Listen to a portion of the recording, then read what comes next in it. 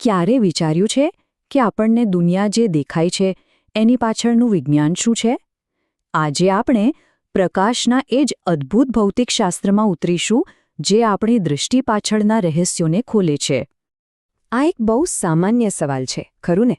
કે ચમચીમાં જોતી વખતે ક્યારેક આપણું પ્રતિબિંબ ઊંધું કેમ દેખાય છે? આ નાનકડો સવાલ જ આપણને પ્રકાશના કેટલાક સૌથી મોટા અને રસપ્રદ સિદ્ધાંતો તરફ દોરી જશે. તો આપણી આજની સફરમાં આપણે શું જોવાના છીએ? આપણે શરૂઆત કરીશું પ્રકાશની અદૃશ્ય સફરથી. પછી અરીસા પાછળના રહસ્ય એટલે કે પરાવર્તનને સમજીશું. એના પછી જોઈશું કે પ્રતિબિંબ કેવી રીતે બને છે. અને પછી વાત કરીશું વક્રીભવનની, એટલે કે જ્યારે પ્રકાશ વળે છે ત્યારે શું થાય છે. અને છેલ્લે આ બધું આપણી દુનિયામાં ક્યાં જોવા મળે છે એ પણ જાણીશું. પ્રકાશ આપણને ફક્ત વસ્તુઓ જોવામાં મદદ નથી કરતો. એની પોતાની એક સફર છે જે ભૌતિક વિજ્ઞાનના અદ્ભુત નિયમોથી બંધાયેલી છે. તો અરીસાનું મુખ્ય રહસ્ય શું છે? એક શબ્દમાં કહીએ તો પરાવર્તન.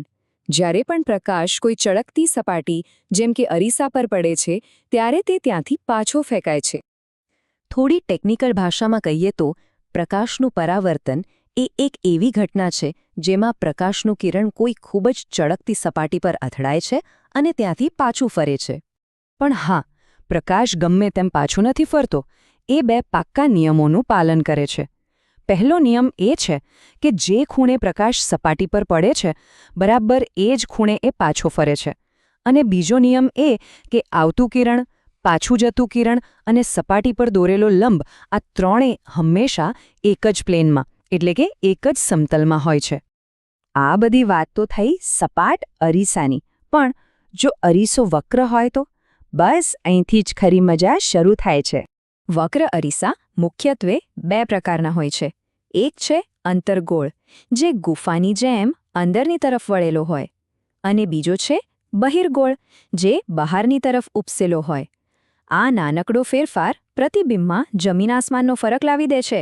હવે આ અરીસાઓ કેવી રીતે કામ કરે છે એ સમજવા માટે અમુક શબ્દો જાણવા ખૂબ જરૂરી છે. જેમ કે ધ્રુવ, વક્રતા કેન્દ્ર, મુખ્ય અક્ષ અને મુખ્ય કેન્દ્ર. આ બધા શબ્દો આપણને એ સમજવામાં મદદ કરશે કે પ્રતિબિંબ કેવું અને ક્યાં બનશે. ચાલો, હવે જ્યારે આપણે નિયમો અને અમુક જરૂરી શબ્દો જાણી લીધા છે તો જોઈએ કે આ પ્રતિબિંબ આખરે બને છે કેવી રીતે.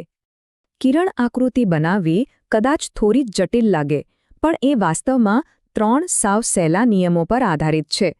આ નિયમો આપણને બતાવે છે કે પ્રકાશનું કિરણ અરીસા પર અથડાયા પછી કયા રસ્તે જશે. અને જાદુ અહીં થાય છે. જ્યારે આપણે કોઈ વસ્તુ પરથી આવતા ઓછામાં ઓછા 2 કિરણોને દોરીએ ત્યારે પરાવર્તન પછી જે બિંદુએ એકબીજાને છેદે છે બસ એ જ જગ્યાએ પ્રતિબિંબ બને છે. આ કોષ્ટક એકદમ ચીટ શીટ જેવું છે. એ બતાવે છે કે અંતર્ગોળ અરીસાની સામે વસ્તુ ક્યાં મૂકી છે. એના આધારે એનું પ્રતિબિંબ ક્યાં, કેવું અને કેટલું મોટું બનશે. તમે જોઈ શકો છો કે જેમ જેમ વસ્તુ અરીસાની નજીક આવે છે તેમ તેમ પ્રતિબિંબનું સ્થાન અને કદ કેવી રીતે બદલાય છે. અત્યાર સુધી આપણે પ્રકાશના પાછા ફેંકાવાની એટલે કે પરાવર્તનની વાત કરી. પણ જ્યારે પ્રકાશ કોઈ વસ્તુમાંથી પસાર થાય ત્યારે શું? બસ આ જ આપણને આપણા આગલા વિષય પર લઈ જાય છે, પ્રકાશનું વક્રીભવન. આ ચિત્રને ધ્યાનથી જુઓ. જ્યારે પ્રકાશનું કિરણ કાચના સ્લેબમાંથી પસાર થાય છે ત્યારે એનો રસ્તો સીધો નથી રહેતો, એ થોડો વળી જાય છે. આ જે વળવાની ઘટના છે એને જ કહેવાય છે વક્રીભવન. તો વક્રીભવન એટલે શું? સાવ સાદી ભાષામાં, જ્યારે પ્રકાશ એક માધ્યમમાંથી બીજા માધ્યમમાં જાય, જેમ કે હવામાંથી પાણીમાં, ત્યારે એનો રસ્તો બદલાય છે, એ વળે છે. પણ કેમ? કારણ કે અલગ અલગ માધ્યમમાં પ્રકાશની ઝડપ અલગ અલગ હોય છે. આ ઝડપમાં ફેરફારને કારણે જ એને વળવું પડે છે. આનો સૌથી સરસ દાખલો આપણે બધાએ જોયો છે. પાણી ભરેલા ગ્લાસમાં પેન્સિલ મૂકીએ તો એ આપણને સપાટી પાસેથી તૂટેલી કેમ દેખાય છે?